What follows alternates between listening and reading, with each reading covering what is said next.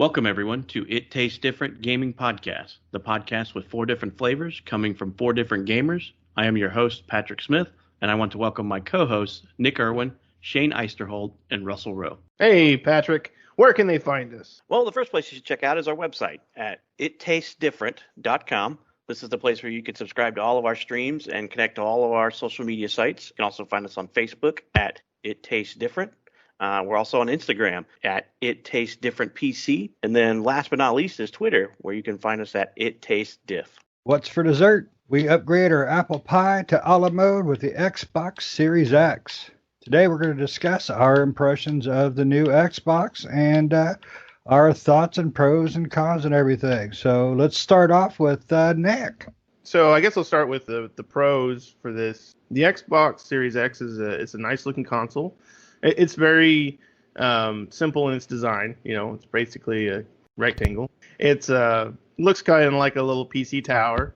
So, you know, that's nice. It's very sleek, very, you know, just it's basic, but it does the job. You don't need anything crazy. You know, it has everything it needs to work, and it's a really quiet machine. I don't even think I hear mine at all when I'm playing a game, even when I'm playing a game that's a little intensive. Because I know on the Xbox One X, you know, that was a really quiet machine too, but if you played a game that was graphically intensive or like a really graphically intensive cutscene, you would hear the fan kind of rev up a little bit.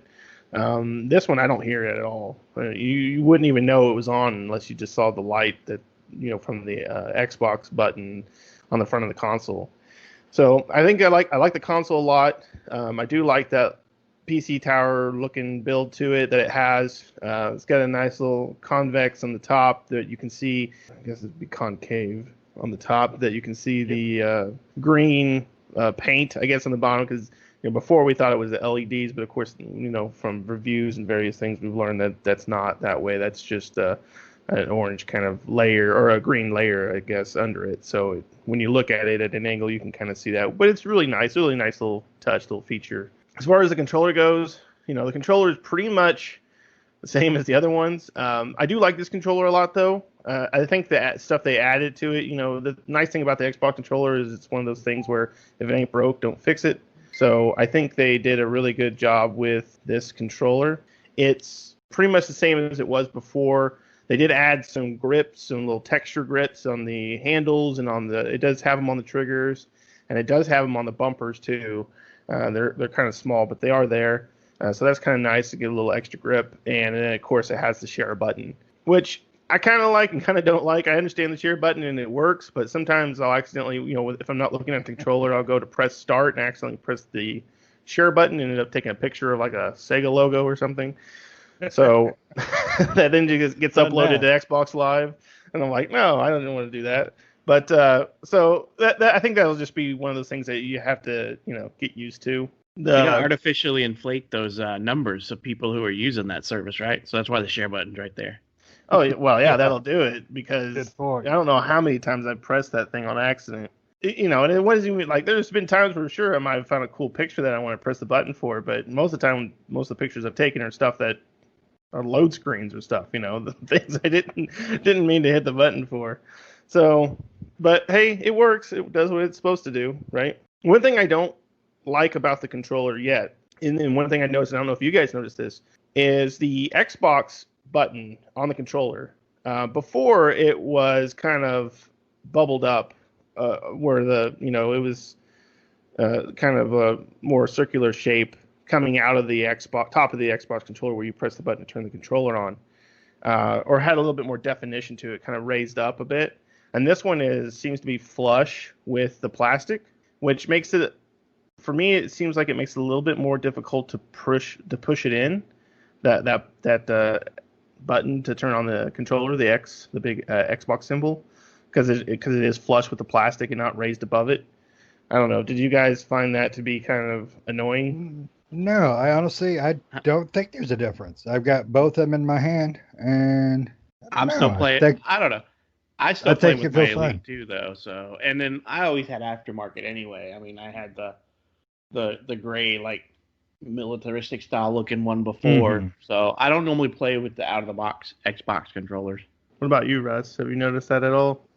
I've noticed the difference, but to me, it's not really that big of a deal to me. I'm with you though. I do like this controller a lot. I had a Gen One or first series Elite, but because I gave up my old Xbox, I just went ahead and gave the Elite to my daughter because I was like, well, this is actually a pretty good controller. I like it, and I'm gonna probably get the Mandalorian one too. So, we'll get there, and I like this controller though. It does it feels good in my hands. Yeah, all around, I like the controller. So yeah, I mean, definitely don't get me wrong for anybody listening. I think it's probably the best alliteration of the Xbox One controller. I mean, again, it's one of those things where if it's not broke, don't fix it. So they really didn't change much on it, but the changes they did do, I think, are really good, and I really like the D-pad on it. Yeah, there's definitely a quality of life change to it.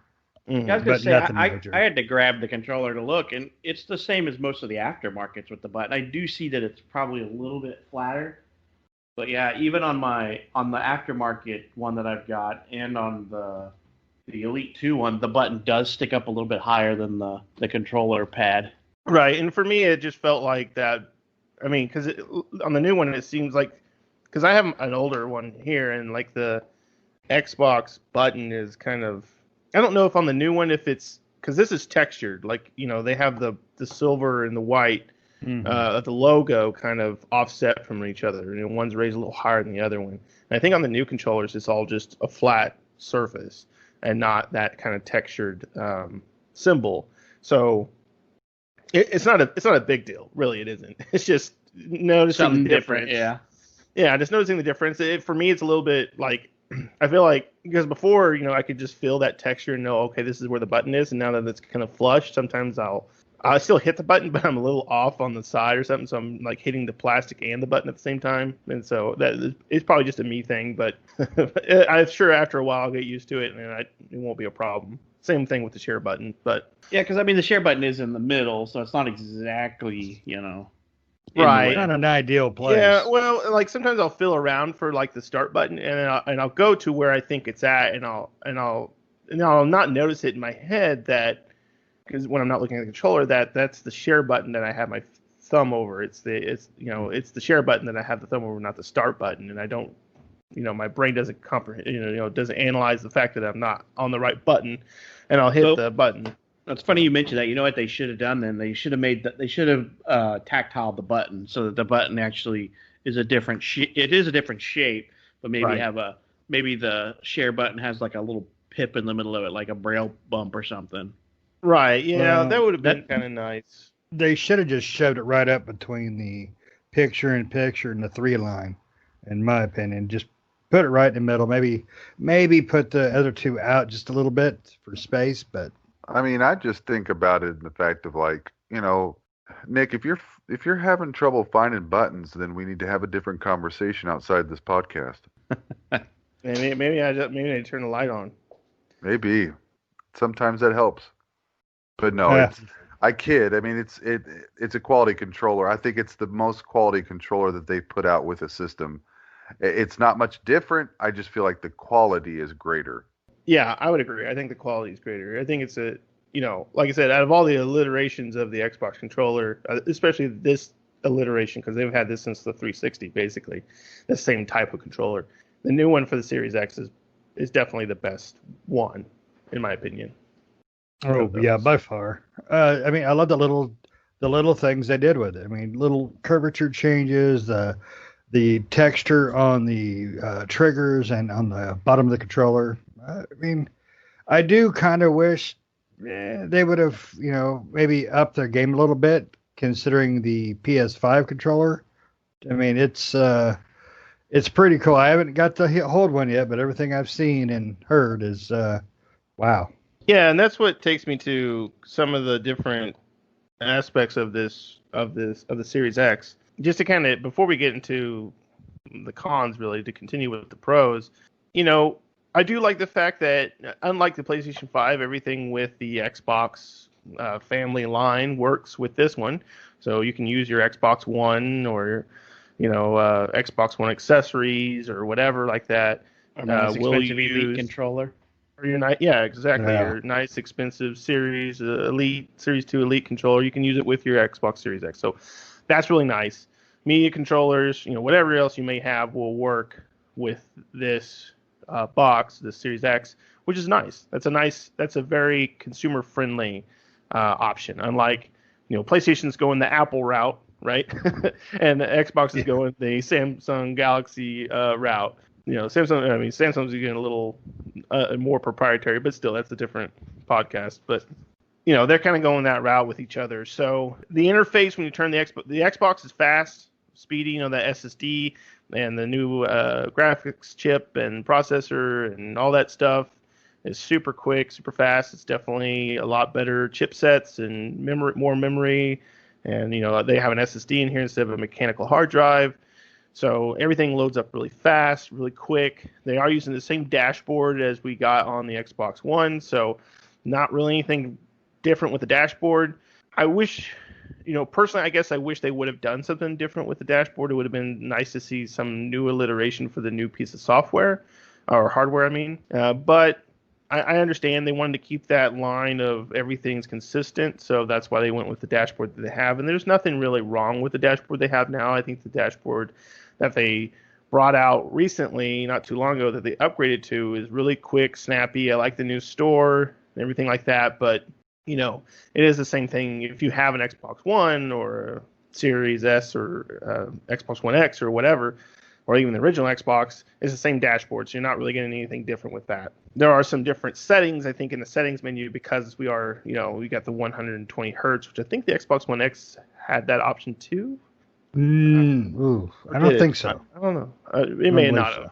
So, you do have some different options in the settings, but as far as the dashboard goes, it's pretty much the same. As far as playing games go, it loads games up quick, right? I mean, we just reviewed Yakuza that we played through there, and some of the other games that we played on the Series X, and all of them load super quick. The quick resume is a really cool feature. I like it a lot. You can get back into a game in no second flat. You can hardly see load times, and that makes games like Yakuza and other games that we've tried just a lot better to play because you don't have to wait around for a loading screen. Or at least if you do, it's not very long. So that's really nice, and that's just the speed and power of the SSD along with the memory. I think this has 16 gigabytes of memory total, and then I think 13 usable. Is that correct? That's a tech thing. That's up your alley, Pat.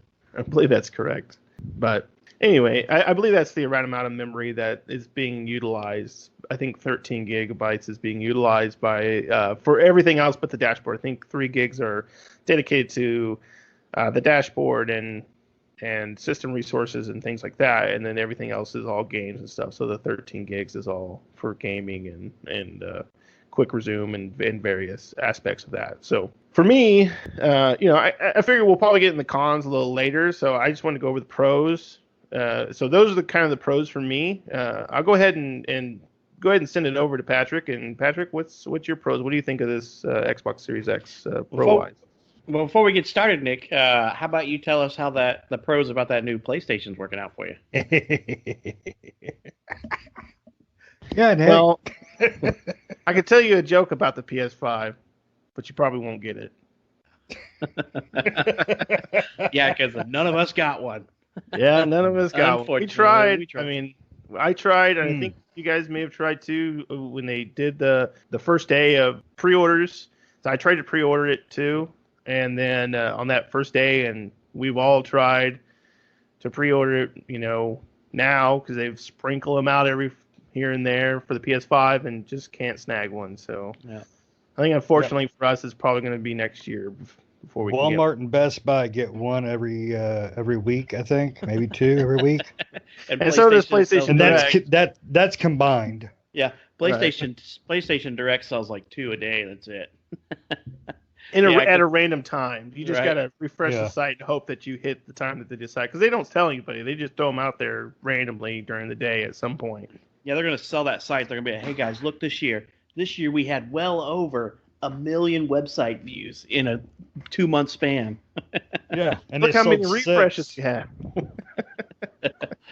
So, yeah, I mean, I've been trying for a PlayStation as well. I tried as soon as we were told that they were going to be announced for release. I even signed up on the PlayStation website so that you could get a chance to get put in line to I get did one. too. I didn't get anything from that. Neither did I. I didn't get anything from that neither.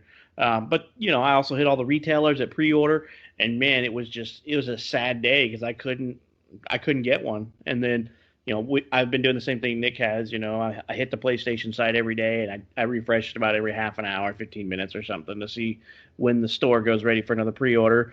But Walmart's gotten bad enough to where they're just announcing when pre-orders are available, and then they just sell out, and you can't get one because the botnets are just sucking them all up.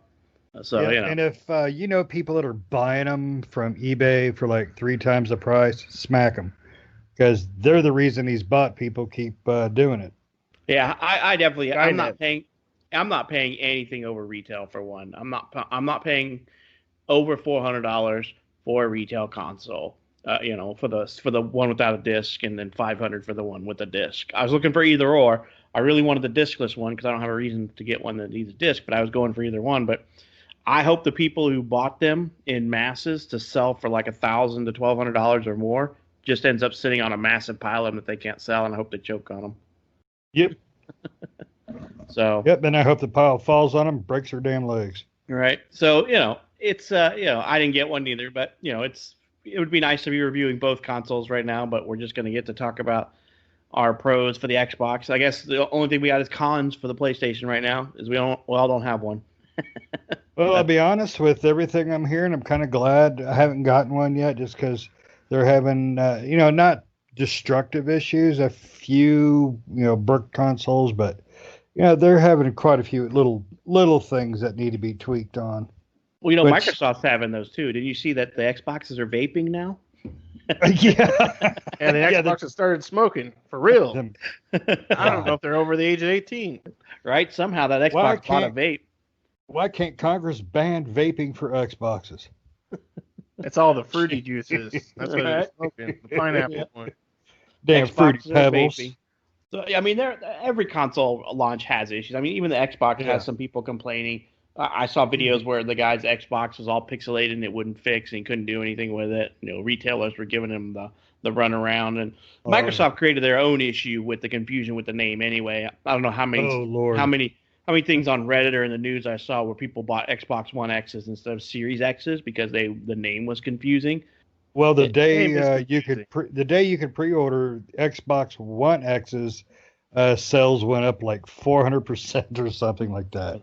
For the One X, yeah. Well, I also saw things where retailers were screwing them up. Like I saw some posts on Reddit where people were showing their invoices. They're like, "Hey, it clearly shows I bought an Xbox Series X, and here's what they shipped me." And they'll show an Xbox One X, and they'll have letters and emails where they corresponded with the. I heard this went on a lot over in Europe and Australia more than any place, but with letter correspondence between the two of them, where basically the retailer was saying, "Well, you're just going to have to return it.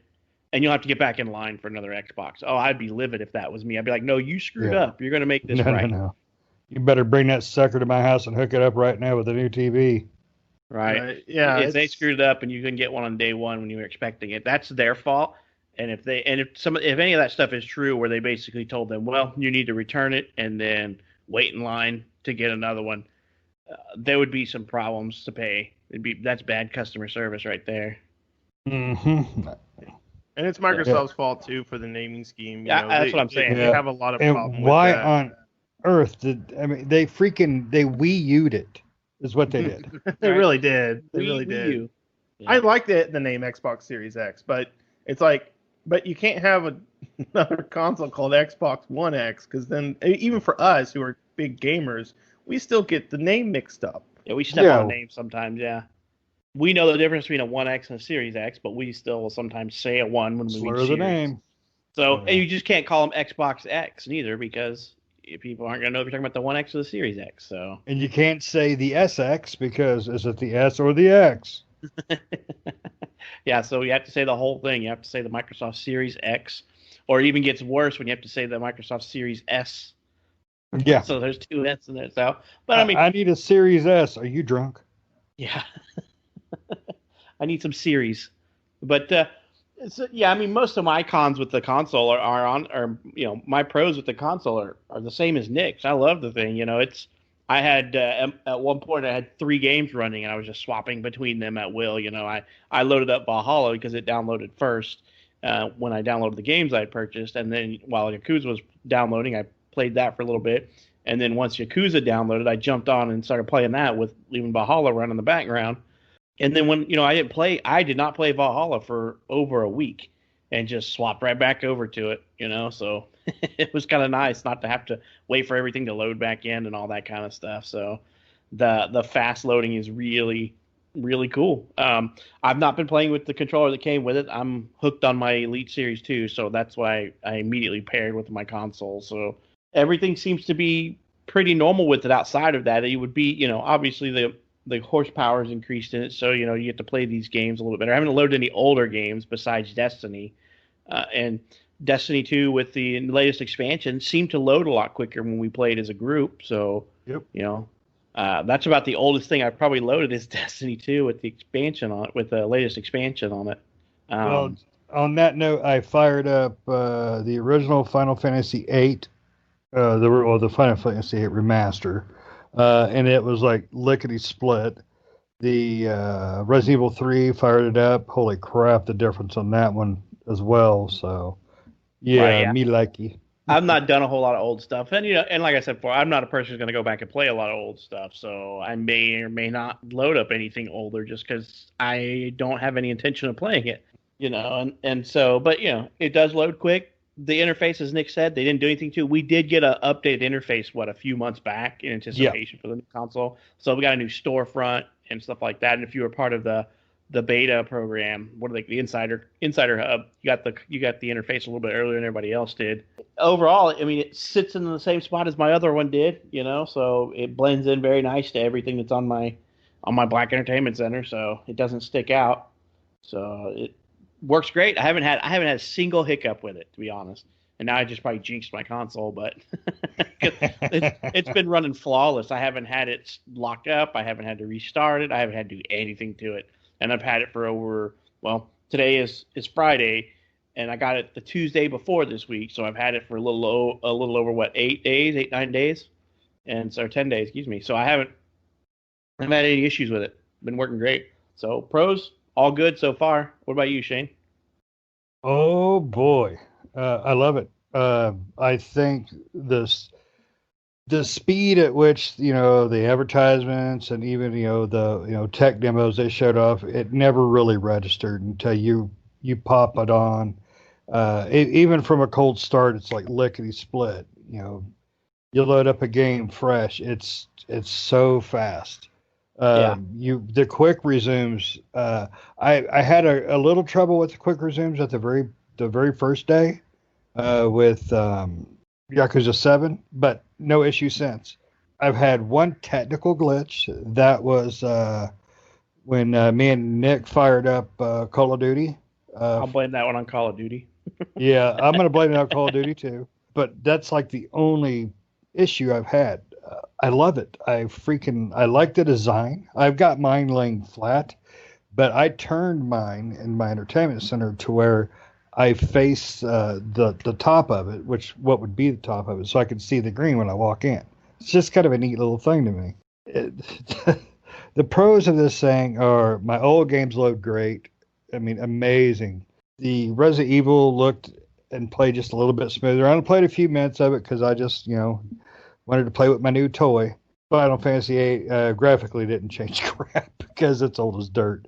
But the loading was fantastic. The Yakuza, God, I could imagine, like you guys are saying, the loading times on that thing are probably pretty ugly in the older systems. But Series X, it's like, when the pop-ups for the hints between the cutscenes or whatever, you don't even have time to read the top freaking line. It's so fast. The overall of the console, that didn't change as far as the user interface, I don't care. I like the user interface. It's still 10 times better than the Sony one. I haven't got to use the new Sony one, but I still don't like the way it looks, but would have to see if, Sony would ever put out the freaking console for people to buy. The controller, it's those little quality of life changes. The new D-pad is nice, clicky, smooth. I like it. I like the little textures. Like we were saying, the share button's kind of in a dumb spot, but it's something I can learn to live with. It's I do like it there. If I decide to start sharing, I'm greedy. I don't want to share.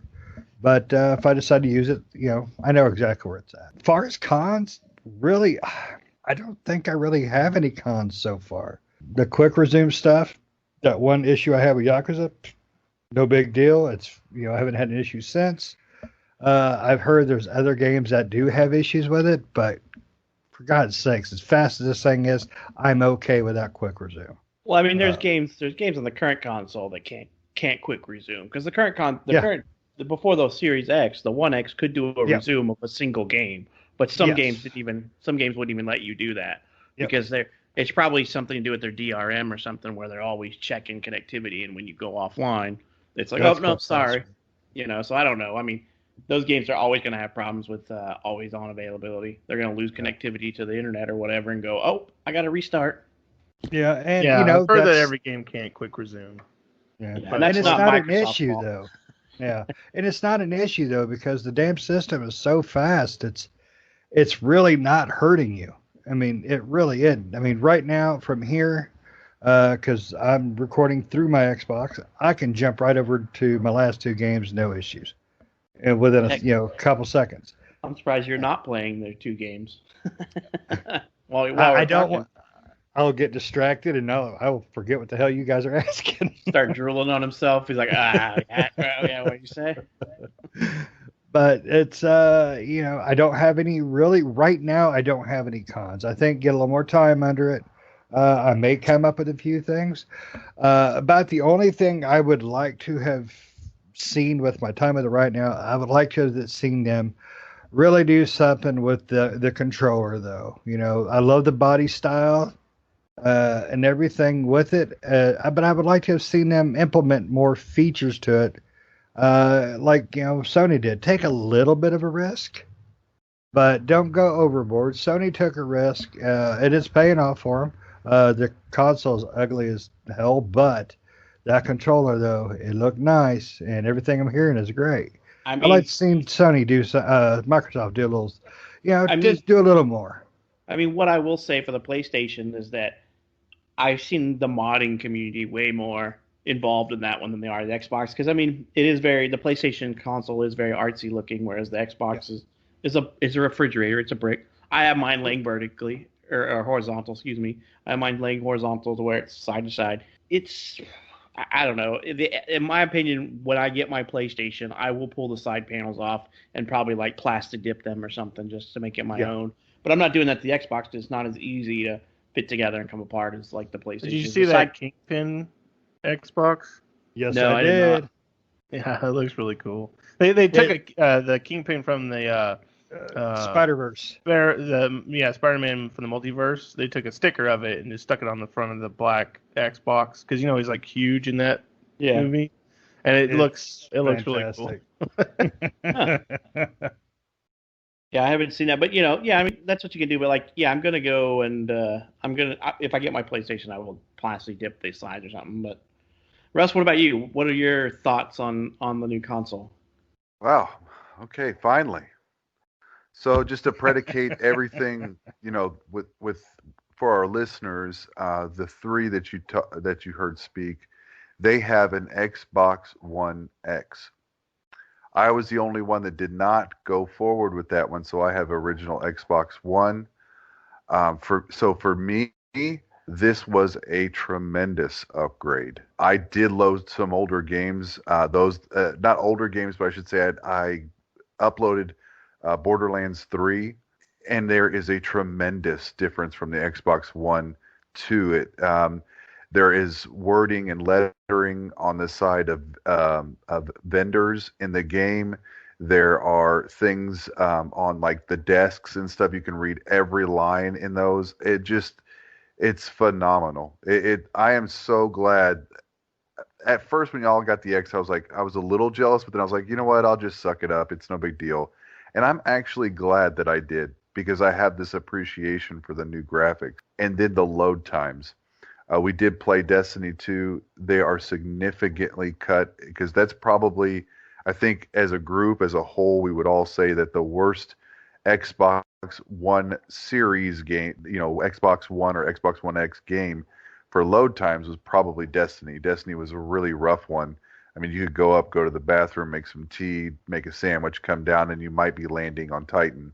Whereas now I was loading in very quickly, and I had Destiny 2 going, Yakuza in the background, and then I think I had another game. I had Jedi Order as well. I did download Jedi Order. There's not much for a change of graphically, probably for you guys, but again, for me, I noticed a difference. There's definitely a smoother feel to the game.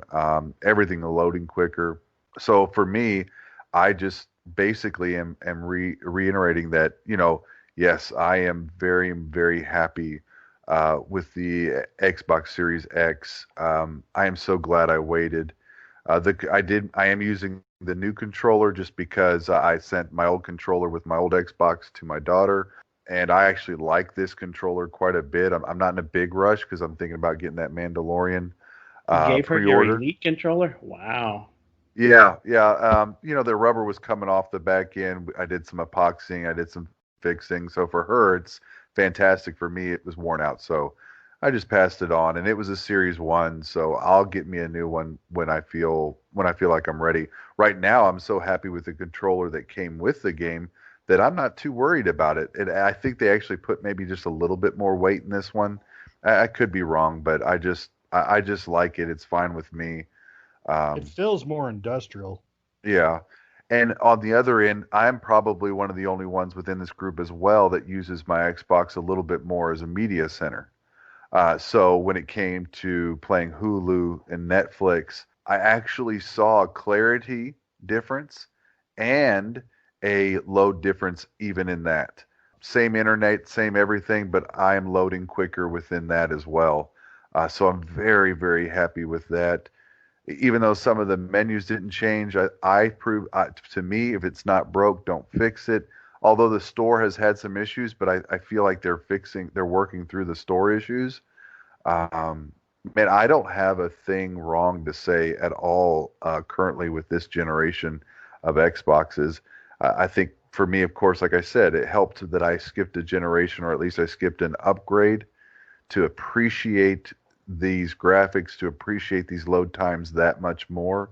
As everybody knows here, I'm moving, so I'm like, I just want to get it done so I can get some pure, uninterrupted game time on this thing and really push it and just enjoy it because it is by far, so far, my favorite console. All the PS5 talk, for me, there's nothing to talk about because we don't have a dang console because we just keep getting, you know, played with by these people that are just like, hey, we have one here. It's like, so enough of I'm done with waiting, or I'm done with talking about that because I'll just wait till we get one and then we can talk about it then. Though I am just as excited as everybody else. But anyway, just to finish up on the Xbox talk, Did anybody I else hear Captain Commander Shepard in there? I just heard, I'm Commander Shepard, and this is my favorite console on the Citadel. yeah, pretty And Russ much. was talking about Right? that. That's all I I can mean, I'm think of. pretty happy. Yeah, I mean, I'm pretty happy. I don't even know. I haven't had any Shane's issues. I haven't had any. I haven't had a single issue at all. Not even remotely. And I've had Hulu. I've had Borderlands 3. I've had Yakuza in the background. I'm pretty sure I probably had Jedi Order in the background too from when I first loaded it and just checked it out real quick. So I don't have any issues at all with that. I don't even hear it. Oh, yeah, definitely don't hear it. Yeah. So it's like Baby quiet. I'm going to be excited to get everything set up in the new place just so I could sit there and just get some quality game time in it. So yeah, happy. This console is going to be like when your parents or your kids hand you their phone and you look at it and they've got like 30 browser windows open because they don't know how to close things out in the background. That's going to be Russ or some of these people. They're going to open up their console and be like, dude, you got 10 games sitting here running. I haven't played that game in like 4 months. But you I know wouldn't what? doubt You it. have the option.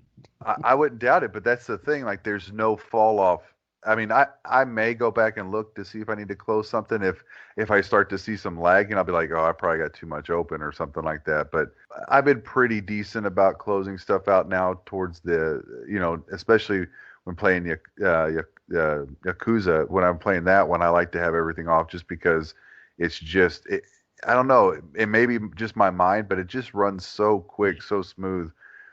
In our review, we talked about how like we don't even have a time to read the tool tips. That's how fast this thing loads. I mean, we can't talk about that enough. I think on how smooth the transition is, and I can't wait till the next series of games come out. Because, like, for example, we played Ghosts on the PS4, and one thing we all said as a group was we didn't feel like we were spending time loading into something else because they would put a little graphic in or they would put like a little slow walk in or something like that. Or many games before have actually done that. You walk into an area and they kind of slow walk you.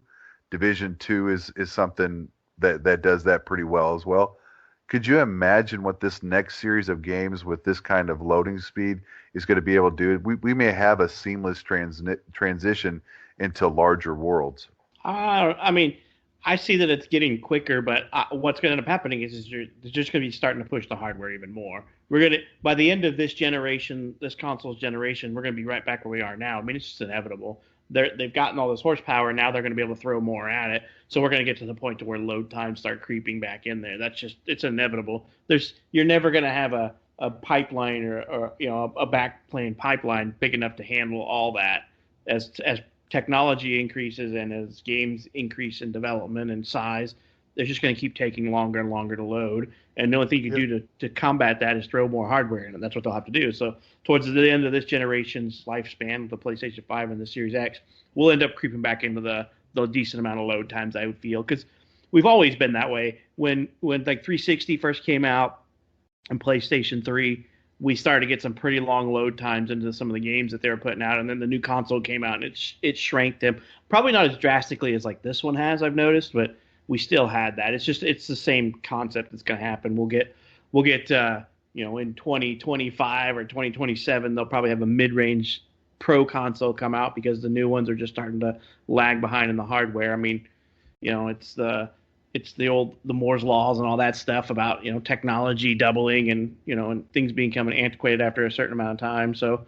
you're going to run into that with this generation, and that'll just be the sign that it's about time for a new console generation when they start bringing back in the load times, lengthy load times, I should say. Yeah, I mean, you're definitely not wrong there. I mean, the more they have, the more they're going to put into it, and that's perfect. I mean, that's just the way every console generation has been and should be. You use it until there's just nothing more, you can do with it, and then, you bring out the next generation. I'm okay with that. Let me ask you guys this. Do you feel that the mid-jump generation with the Series X God, there I am, with the 1X and the 1S, do you feel that mid-generation jump was worth it in the long run? The S, yes. No. The X, yes. The X, I did not buy an S because it wasn't worth anything to me. The minute, minuscule upgrade that it came with wasn't enough for me to spend more money on a console. But the Series X, yes. And then if you go back to PlayStation, the Pro, no. There was not enough oomph in the PlayStation 4 Pro for me to upgrade it from my original PlayStation.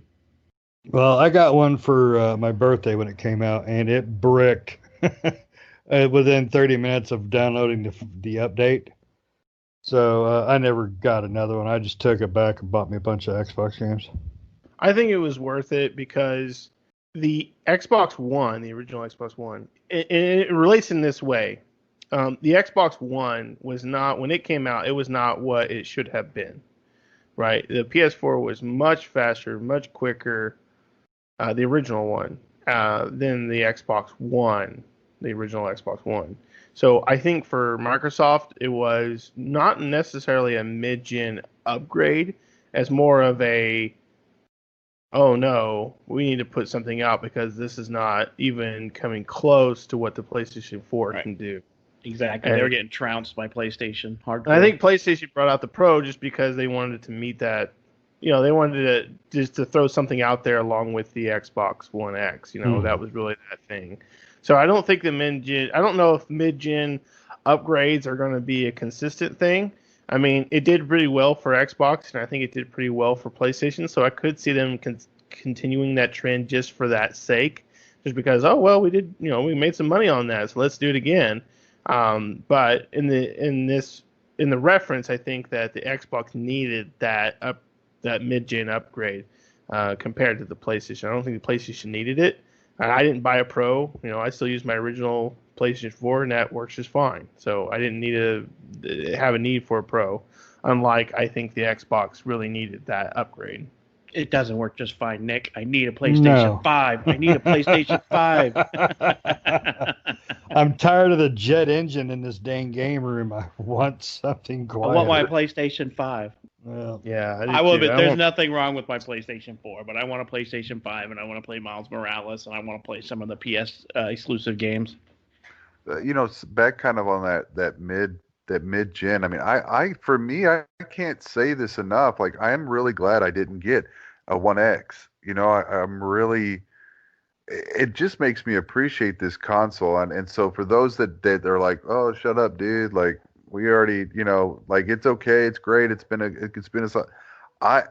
just makes me appreciate this much more, and I think it actually makes me more excited to get that PS5 because of the jump that I've seen with Xbox. And we all know that Xbox is great, but PlayStation always kind of has that little extra step graphically within single player or I should say standalone titles and stuff like that. So, if this is making me feel like this, I can't wait to see what I keep saying single player, but the standalone First titles part, do. Yeah, like I can't wait to see what that does on the PS5. But I'm just glad I skipped that generation or that mid-generation because it just made me really appreciate having this one now.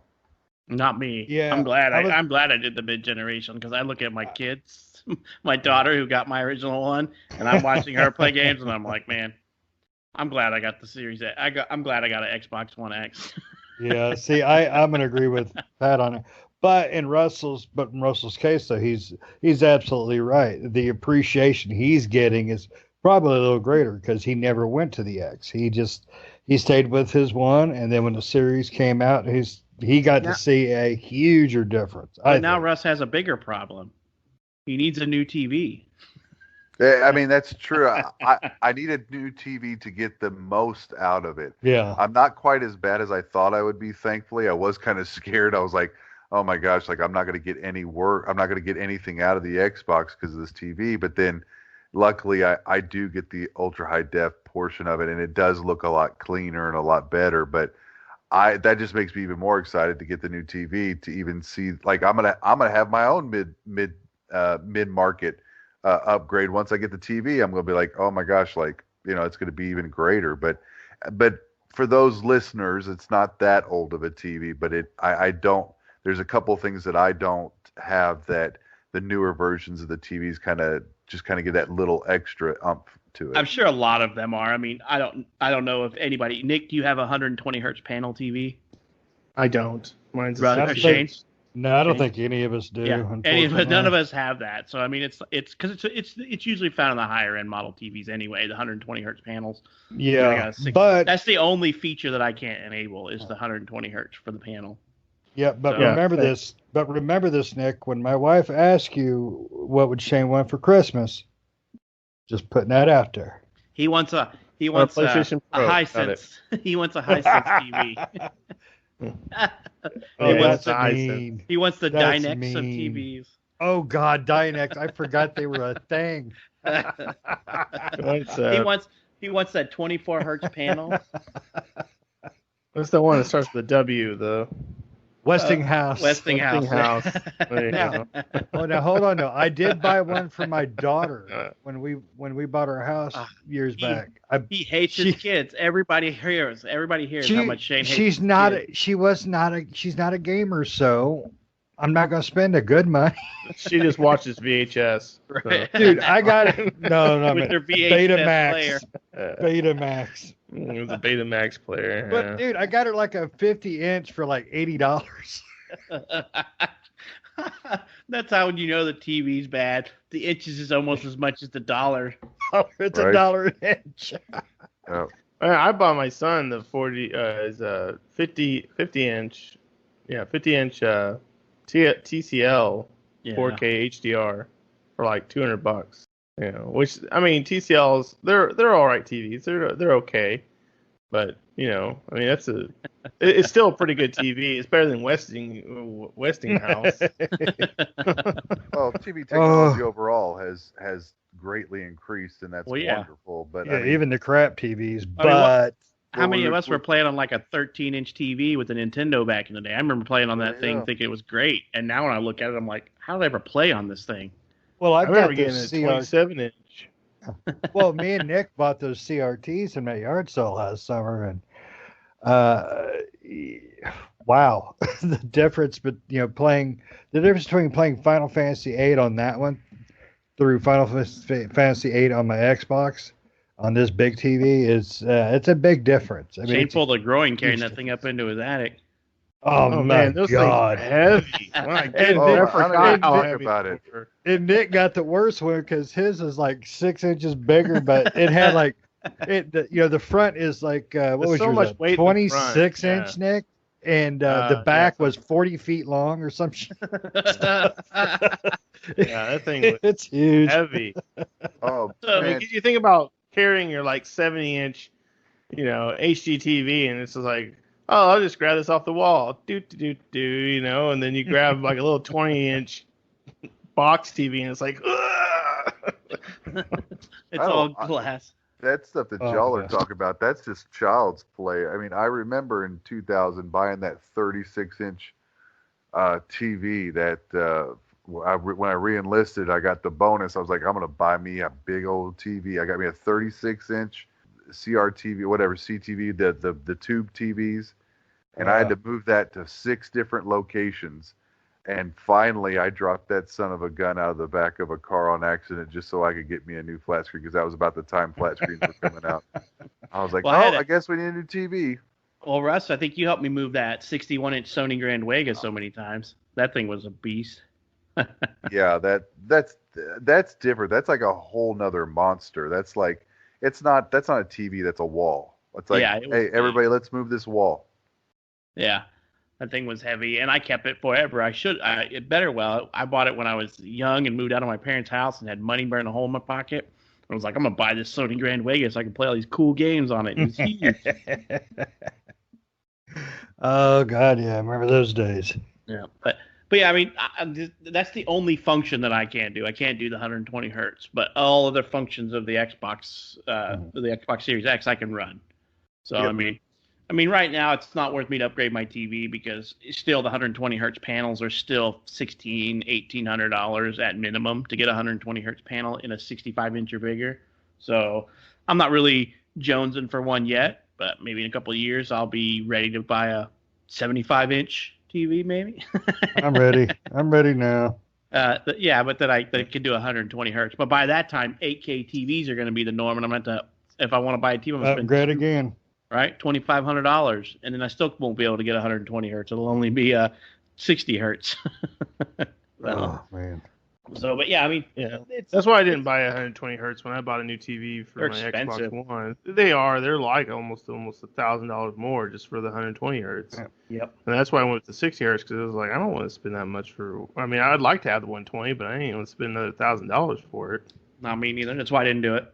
But yeah, plus, I don't know. It seems like the bigger the TV and then the higher the hertz range, it's just the more expensive. So 120 hertz at 65-inch, I think was the last time I looked, was still $2,500. Maybe $1,800 on a special if you can get lucky. The 20s are on sale right now for $14.98 For a 65-inch? for a 65-inch Sony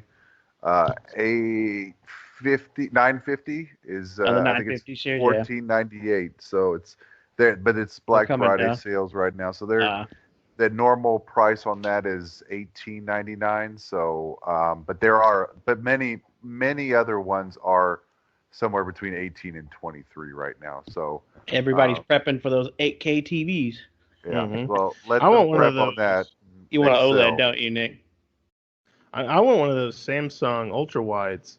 They have a 49-inch ultra wide I'd use that for a monitor, but gaming not monitor. It's a gaming Yeah. monitor, Yeah. but it's 120 hertz refresh rate. It's super nice. They're like $1,200. How big is it? It's 49 inches, but it's ultra wide, so it's like 5,000 something by 1440. yeah.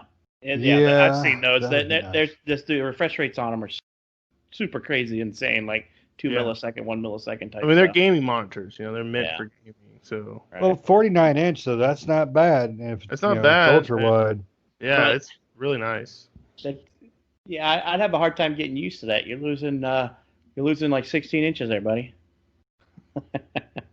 Yeah, you ain't got enough inches As to long as it lose. satisfies. It won't satisfy. It's too small. I ain't But- never been unhappy with it.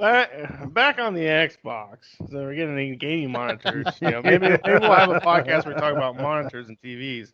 But getting back on the Xbox, we talked about pros a lot. Some people brought up some cons. One con for me is, and the Xbox One X had the same problem.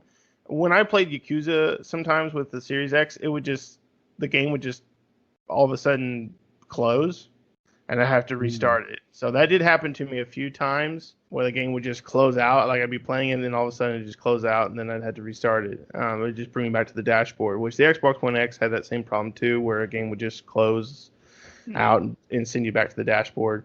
That's happened to me. That's probably the biggest issue I've had with the Xbox Series X. Other than that, it's working just fine. I think one of the biggest issues for me with the Xbox Series X is no launch games, right? Unlike the PlayStation, again, both these consoles don't have a lot of launch games, but the PlayStation 5 does have launch games. We have Godfall on the PlayStation 5. There's Demon Souls.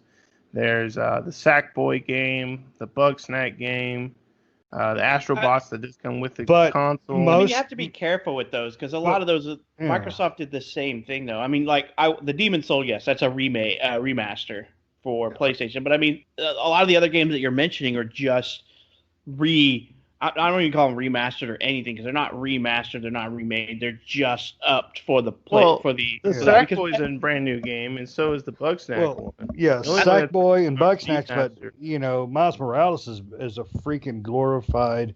And don't get me wrong, love to play it, can't wait to play it, but Miles Morales is a glorified expansion.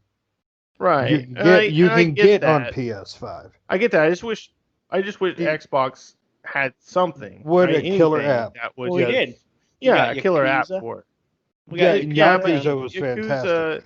Yakuza, yes, it's not on PS5, but you can still play it on PS4, and you can still play it on Windows PC and stuff like that. And I don't mind the PC portion of the things, but Yakuza is one thing. Sure, that's the first next generation game for Xbox, and it's not on PS5 yet. But again, there's no exclusives, I guess. There's no exclusives, right? Yeah, like it's Halo not was supposed next to be the level. thing. Yeah, it's not that next level. Well, yeah, it's exclusive. Cause, I mean, we got Valhalla, called Black Ops Cold War came. I mean, that was 3 days later, but it's still that came out. Yeah. I mean, but yeah, I hear what you're saying. There's no exclusives unless Tetris Effect connected. And I think that came out on everything. Oh, did it? Yeah. Gears 5 Tactics, but that was already out on PC. Yeah. But I still that's want what to I'm check saying, it though. out. There's no, I mean, these games are great, and you can play the games that are out there. But I really wish Xbox had some exclusive games that came out day one. Halo. Console. Halo was supposed to be that one, and we were all excited for that, and that got delayed, and now we don't know when that's going to come out. I think the Medium was also supposed to be that one, but that got delayed till January, I think, next year. So, we thought the Cyberpunk was going to be a launch day title, right? And that pushed out. That got pushed out. So, all these games got pushed out, and that's fine. I mean, that stuff happens, and with COVID and everything, that's understandable. But, I think for PlayStation and Xbox, PlayStation made sure they had something, right? They had a few more than one, but they at least made sure they had something that came out day one with their console to kind of show off Because Demon Souls is a good example, right? Not Miles Morales necessarily, because that is on PS4 too, even though that looks really good on the PS5. Demon Souls, again, it is a remake of a game that already existed, but it is a game It's a for the remake. PlayStation 5.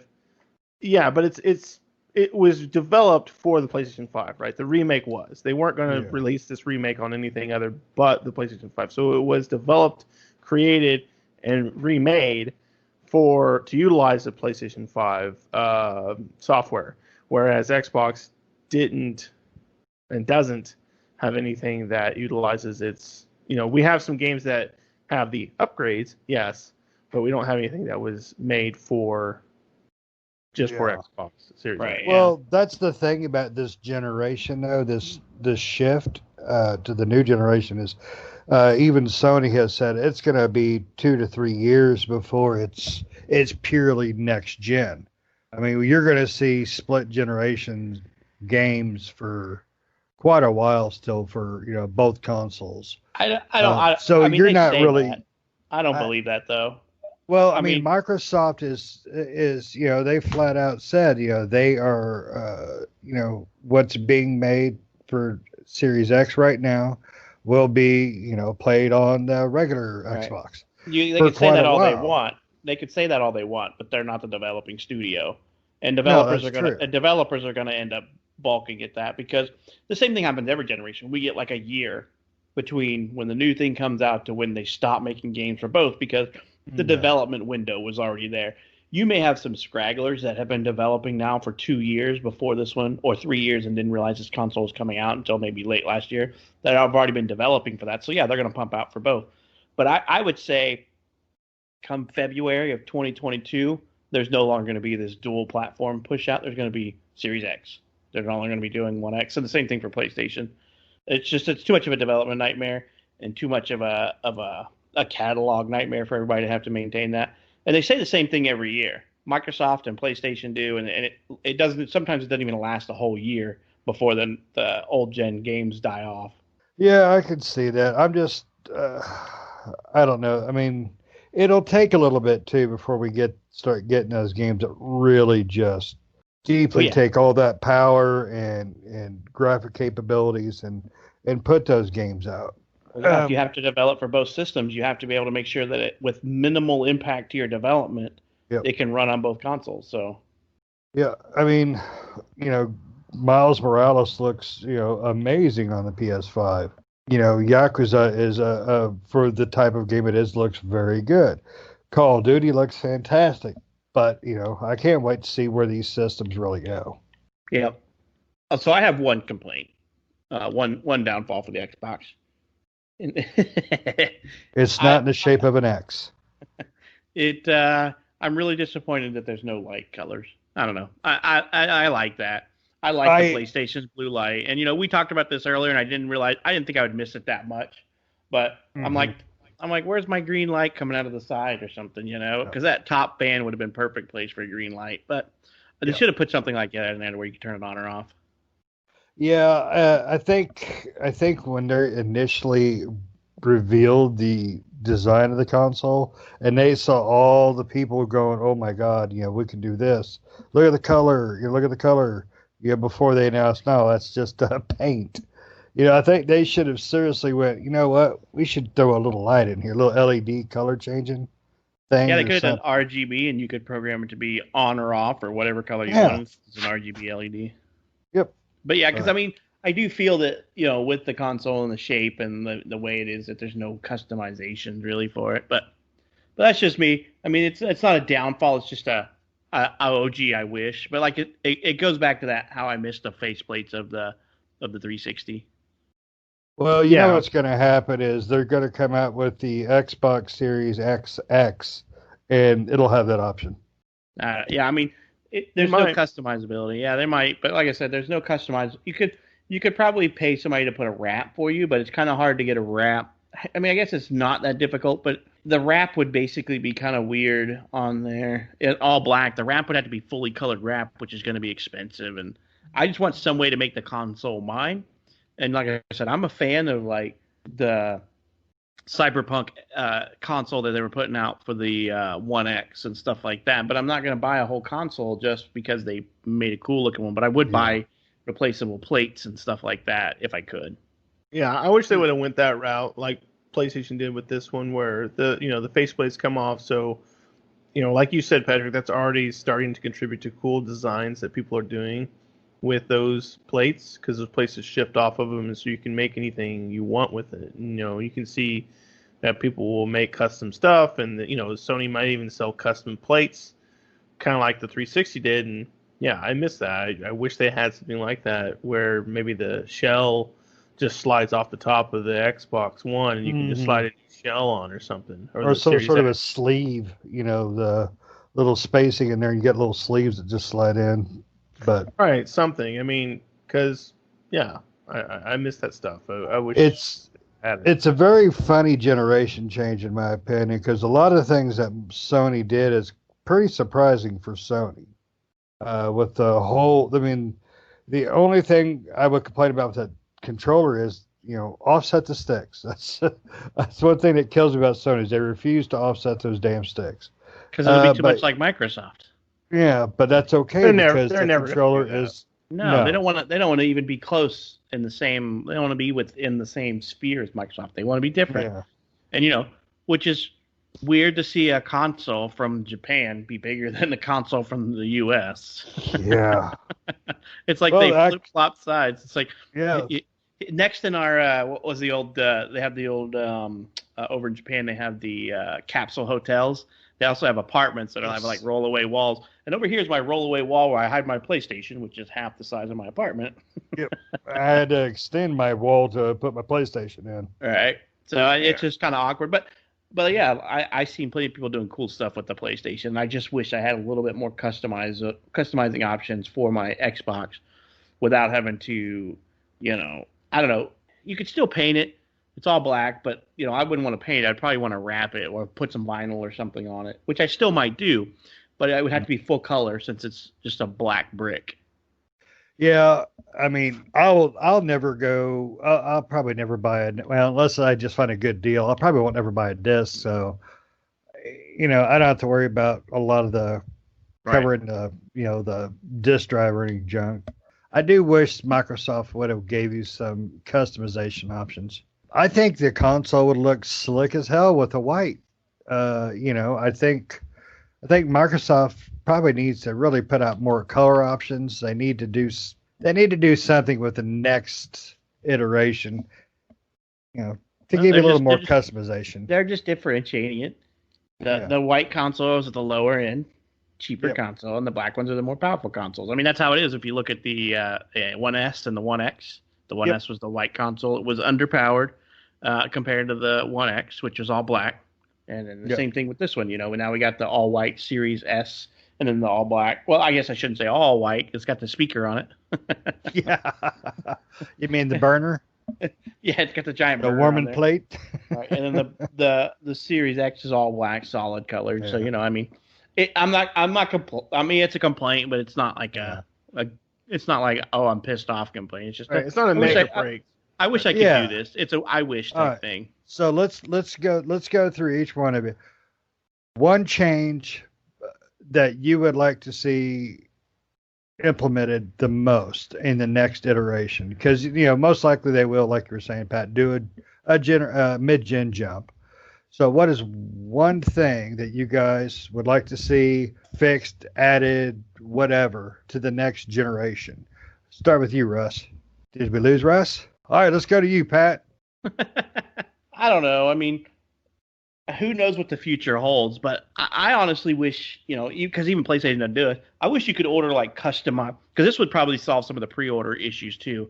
I wish you could order a customized console. Like you could take a console and you could say, hey, I want this design on it. And, like they do with the controllers?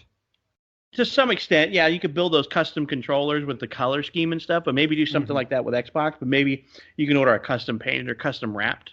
A custom wrap would be kind of cool. You could say, hey, take this picture and wrap my console. Just something like that, and maybe wrap a controller so that it would be yours. That would be cool. That way it's uniquely yours, and when you get it, it's like, if if Shane wants to have the Girls of DOA on his Xbox console and controller, he can have it. I've got that on my wall. But or you could just do something, because I would have fun with it. Like I said in an earlier podcast, I'd put I would put Horizon Zero Dawn on my Xbox, just because I want to do it. You know what? Ain't nothing wrong with it. What about you, Nick? What is one thing you would change, fix, whatever for the next jump? You know what would be really cool when you're talking about the custom wraps and stuff would be like a see-through console that has RGB lighting throughout it. Are you going back to the PlayStation? Because PlayStation did that. Yeah, they did do that. Yes, in PS2, Japan, right? I think in one of the years, the PlayStation in Japan didn't come in black in Japan. It came in clear. Yeah, be cool to see it clear, to see all the parts inside, and then just like RGB lighting throughout it. Yeah, that would be really... blind. You just got this giant blue and red light beaming at you. Just beaming at you on front of the they TV. do like a foggy, like, not exactly just like clear, but like kind of like a frosted clear, so it's not so bright. But that would be really cool. I mean, that would just be a custom thing. But I guess something that I'd like to see them change or add to it, there's really nothing wrong with the console or the controller. I guess one thing I'd like to see them add, and we talked about this before, it's just the RGB lighting at the front. I think they missed an opportunity there to put in, that lighting at the top of it, and I think that would have been really cool to see the light kind of come out of the top of the Xbox. Right, yeah, that'd be cool, just like I said, because that could go with the customization thing, because I really honestly think that if they put an RGB LED set in the top and the bottom, to where it doesn't have to be super bright, or maybe it's controllable. You can set the brightness of it however way you want, change it to whatever color you want, and it would just spill out the top where it's painted green. Right, and they could utilize that in different games too. Kind of like the PlayStation does with their controllers with the light bar and stuff. Yeah. The light bar's changed in the new ones. It's in the front now, which is better of the controller. So it's not staring up at you in the face. Right. So they could do that with the console where, like, with the Xbox, they put the RGB lighting. They could have it where games utilize that. Where, like, oh, my Xbox is glowing red now. I must be low in health or something, Yeah. Yeah, it would be nice if the Xbox button glowed different colors for stuff like that. That'd be cool, huh? I would like to honestly see something. Have you seen those? I know they're bull crap, but have you seen those videos? Generally, they're like for some crap advertising. No, Shane, they will not have your Xbox vape for you. Oh, come on. I really want to vape with some Fruity Pebbles. But I've seen them like on the PlayStation, the touchpad on top where it's actually a screen. It shows health information, stuff like that. Kind of like the Dreamcast Saturn did with the VMU. Yeah, the Dreamcast is what I meant, yeah. Because playing Resident Evil was fantastic with that because you always had your info right there in your controller, and it was well implemented when they used it. But then not everybody used it. That was the thing. And Dreamcast lasted 6 weeks. But right. My change would be the controller to get a little more utilization out of it. Things like that would be really cool. Sony did they risked it for the biscuit, and it seems like it's really working out for them. Microsoft did do the haptic feedback in the controls on the last gen, but 6 minutes, 2 games used it. I mean, Son of Rome, and that was it. I think. I mean, that's the most thing that I'm interested in on the PlayStation 5. To be honest, is the controller. I want the controller in my hand. Yeah. That's the thing I'm most interested in right now with it. I do want to play Miles Morales, but it's not enough to make me want to go get it. The controller is what sold me on it, to be honest, the PlayStation 5. Yeah, I have to agree because my biggest complaint about the PlayStation for a long time since Xbox has been the controls. I always feel the PlayStation controller feels tiny and cheap in my hand, the PlayStation 4 and stuff like that. Yeah, it's just, but it's bigger now. It looks like it should feel right, except for not offsetting the sticks. They'll never do do that. Russ? Well, so first off, I want to clarify the question. So are we asking just for the controller or for the next generation console? Either or. I mean, we're just, what we would like to see. I mean, the one cool thing, like PS4, I think we started noticing it there towards the end, Pat, when we were playing Ghost. When you get to certain attunements, the color changes in the remote. That was pretty cool. Yeah. That stuff is pretty neat. I mean, I don't know that it's a make or break thing for me. I don't know, like, if a Coke ad came up on my phone, I don't know that, or not on my phone, but on my controller, I would care. I mean, I don't know how much more you could make that kind of like that. I mean, I guess it'd be kind of cool, but I mean, I think more usability within smart homes. I think that would be really cool. I know there's some apps and some things that can do that turn on your Xbox, but it would be cool Yeah. if like your hub was actually your Xbox. I think that mean, yeah, that's a good idea because you use your Xbox as your basically your whole media setup as well. yeah, That's a good idea. I would think that would be really cool to, like, good morning, Xbox. And they'd be like, good morning, Russell. You have not played Yakuza in. No, I'm kidding. I don't know about all that. But I make light of it. But I'm just thinking that would be what I would say would be maybe a possibility for a next step for these generations. Patent pending. Everybody remember what I said. Well, you can control your Xbox with your Google Home. Yeah. Well, yeah, with your Google Home, but I'm saying have your hub instead of buying a Google Hub or something like that. The actual Xbox be your hub, and then you build your home around that. I mean, like the thing about that, the maybe some issues that might be with that is that when you go to the next generation, would it upgrade? Like, I get all that. I'm just saying hypothetically. The question was, what do you see or what might you see? I mean, I think that's one thing that might be a possibility, but they're going on the right path. Quicker, faster games. I'm not really a big controller guy. I mean, just as long as it's responsive and and feels good, it doesn't really. I don't need the controller to do anything special. But with the new consoles, I mean, I like the way they're going. What was that one Xbox, actual Xbox or the Microsoft Media Center that came out there for just a little bit back in like the mid 2000s or something? I can't remember what it was, but I just enjoy the Xbox portion so much because it is my media center. It would be nice to be able to do everything all in one, but in today's world, you need a couple of different things, and to do those smart home, to do the Spotify. I know I could do like my Amazon stuff. But I was just thinking like it'd be really cool just to have it all in one stop shop. That'd be cool. Yeah. Yeah. When the original X came out, the original one, it was supposed to be your all-in-one everything. You could run your cable through it. You could run your damn PlayStation through it. The 360 was supposed to be that because the 360 had the media center, media center integration into Windows Media Center, but it was controlled a lot through the Kinect, and basically the demise of the Kinect has basically killed that process, I should say. Yeah, and I'll defend the Kinect. I think the Kinect was fun when I played it. I just think it was just a thing that came out cool, started well, and then just got lost. Never owned one. Played on one, but never owned it. Yeah, I enjoyed it.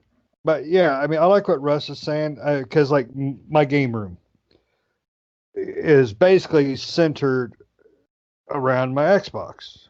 It's centered around my gaming. I've got my TV for my Xbox over here. I've got my TV for my PlayStation over here. I'd like to see, walk in. I could, Xbox turn on, the light. That would be, for me, because I don't have Google Home throughout the house and all that stuff, But that's just me. Google, though. I mean, I can't afford to put an Xbox in every. I can't afford to put an Xbox in every room for it to listen to. I can afford to put little Google Homes. I need one more Xbox, and I can do it. Not backwards compatible. Signed by Microsoft. Yeah, my luck. But yeah, I don't know, man. I mean, the Google Home makes it easy for that stuff. But yeah, the Xbox didn't do any of that. Yeah. Well, that's one thing I also have to say I like is this generation, Microsoft, thank you, Phil Spencer, focused on the game console, not the entertainment center, not the media center, focused on the game console. Well, And that's where Don Matrick choked the chicken last gen. I guarantee you that last they gen. were. I guarantee they were probably taking analytics from the console to see how many people actually used it for what functions, because you know that thing is just pumping your data back to Microsoft in the background. And I guarantee they were like, we have 5% or 15% of users using this for that function. Let's focus less on that because that's not a selling point for us, obviously. Yeah. Whereas I remember back in the day when I bought my PS3, I bought a PlayStation 3 to be my Blu-ray player, my Netflix streamer, my stuff like that. And I don't buy consoles anymore because it's built into the TVs, and the TVs just do a better job usually of it than the console, because a TV can hook into my home automation, whereas Xbox can, but not as well. And I can speak to it and tell it to play something, whereas I can't really do that through the Xbox as well. It does work to some extent, but not as well. Yeah, no, you're definitely right there. But that's just something, Microsoft, I don't think really truly focused in on. Which they shouldn't. They're a gaming hub. They need to make it. They need to get gaming centric. All these other features are secondary to gaming because that's why we all own an Xbox, is gaming. Yep. Cool. Yep, definitely. Well, let me ask you guys this before we get off here. What is one game aspect that's changed for the best this generation? Is it the speed? Is it the graphics? What do you think is the best part of this generation? Or is it, just cumulative? You like the way everything's going. Which generation? This One X or the the Series X? Yeah, God, that is confusing. This generation of the Series X Ford. I mean, it just came out. Well, I mean, I haven't tried yet. I do want to play Assassins or something on my One X. Almost messed it up on my One X to see the difference. What about you, Nick? So far, it's the speed. Graphics are pretty good in this one. We got a better chipset, so we're going to get ray tracing, probably better HDR. One thing that the Xbox Series X has, I don't know if PlayStation has it, but they have the auto HDR, which is a really cool feature for some games. But I think it's the speed mainly. The graphics haven't really changed that much from the games we played. They do look better shadowing and level of detail and stuff like that, and anti-listing or whatever it's called. Anti-aliasing. There you go. But I think right now it's just the speed. The speed is where I see the most improvement, and I think that's really what they were. Both manufacturers, their graphics and things like that, but I think both manufacturers, Xbox and PlayStation, were going towards that speed initiative this time around, and so I think that's where you're going to see a lot of your advancements. Is just the speed of games and how quickly games load and things like that. So yeah, I think speed is where it's at. And that I'm in agreement with Nick. I'm a graphics snob, but I think we're in a pretty good place with graphics, and we have been since at least the One X, in my opinion. So, and I agree with Nick. I was getting to the point to where loading times on games were driving me nuts more than anything. Like sitting there waiting for. This game is probably one of the worst to talk about the subject on, but Destiny is just horrible about load times because Destiny uses this triple loading screen tactics to try to hide. And I don't know if they think they're fooling anybody, but they try to hide their loading from you, but behind 3 screens of loading to make you think that something's happening. But they were atrocious. Russ was not lying when he said you can go make a cup of tea and come back and still be waiting for the game to load, because and the way they do this triple loading thing is that when you go to orbit, there's this little countdown timer. Yeah. When you're going to go to another planet, there's a countdown timer that pops on your screen for it to load, and then it loads you into your ship in space, sitting in front of the planet, and then that's the game loading in the background, and then the ship takes off and flies. That's loading, and then you're just watching your ship fly around and skip around for a while, and then it goes down into the planet, and you have another load screen. So it's this triple, quadruple load thing that they're hiding. Sometimes that was 6 minutes, 2 to 6 minutes sometimes. I'm like, this is crazy. And I didn't realize, I don't even think we hit 2 minutes when we were playing the other night on load screens. So No. So that's I think so too, because speed is what's getting me right now. I'm like, I'm loving this. Yakuza Like a Dragon was just insane. When you would think, all right, it's cut screen, I can put down my controller for a second and pick up my phone and check. Oh, nope, it's already loaded on me. Yeah. You know? Yeah. I So, think that truly helped me play that game because yeah. I love, I like RPGs. I shouldn't say I love RPGs. I need to back that up quite a bit. I like RPGs. And when the RP happens, sometimes I struggle with that because I like continual action. But the big thing in that is that those loading screens are so quick that I feel like I'm having continuous gameplay. So I'm not waiting to load from chapter to chapter or from scene to scene. Even though some of those side quests and those side scenes could get a little lengthy, I still feel like I flowed right through it with the load time. So I'm really appreciative of that because it's actually allowing me to enjoy a wider variety of games. Because, yeah, when we would play, especially yes, on the Xbox, I didn't get Xbox One X, I know, but the Xbox One, those load times of Destiny, I mean, we start loading into a dungeon and we make a Papa Murphy's pizza, we brush our teeth, and then we kind of, okay, now we can start because Russ is loaded now. So yeah, I get that for sure. The load times, the speed in these new consoles are great, and I hope they continue. Yeah, I cannot disagree with any of that. I mean, the only problem I have with the load times is that's normally when I go take a leak, get a drink, go to college. Uh, Play on it's my phone. exactly Something. check messages, but you don't get that, and that's an amazing thing. I fired up Assassins. I was using Xbox to record this. I switched over to Assassins. It took me less than 2 seconds when I clicked on Assassins to be right back to where I was. That is freaking awesome.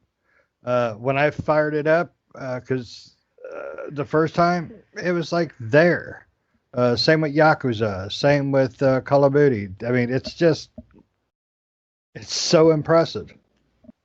Right. I mean, when you guys were explaining to me, because you guys are tech, I'm not. When you were explaining to me, about this SSD and all that, the speed differences, it's like, okay. Now it's not okay. It's like, holy crap. Yeah, I mean, I can't, even watching the videos online, you can't comprehend how fast things Hmm. load and stuff like that because I akin it to basically when in the computer realm, you had spin disks, you had 5400 RPM, 7200 RPM physical disk drives. And, even if you had a 7200 RPM disk drive, when you made that swap over to an SSD drive, it was like you got a brand new computer. Because I took a computer that was like 7 years old and I was about ready just to get rid of it and go start over. Even though it was still pretty decent, it took 5 minutes. I could literally go upstairs, go to the bathroom, grab something, a snack and something to drink, come back while I restarted my computer. And Hmm. so I was like, all right, I'm just going to build a new computer. And I thought, well, let me go ahead and buy it. I needed a new drive because I had a 2 terabyte spin disk 5400 RPM drive that was going bad, or wasn't going bad, but was getting full. And so I bought a 512 gigabyte SSD. And man, when I put that thing in there, I swear it was a brand new computer. So you would be surprised what your physical storage media and your non-volatile and your volatile memory storage units basically have an effect on your system. I mean, if you can hold something in a ready to play state in your non-volatile memory and where it just is able to call it back in an instant, it's just nothing like that. And it's hard to explain and hard to do until you put your hands on it. Literally being able to instant resume a game without having to reload, or even if you have to start a game from scratch, there's like no time at all starting a game from scratch with these new systems because of that solid state, and they can store these things in always available type thing in the non-volatile memory and stuff like that. So Well, you guys were definitely not blowing smoke up, or sorry, vape up my Xbox when you were telling me about the difference between the solid state and the other drive. I'm just so impressed. yeah, because we went Uh, from a hybrid drive because I think the Xbox One X had a hybrid type system in it, which whatever, it's still hybrid, it still has a spin disk in it, but yeah. when you go from a solid state to a disk that has to spin up and you have read and write sectors and heads and stuff, you're going to Hmm. slow down.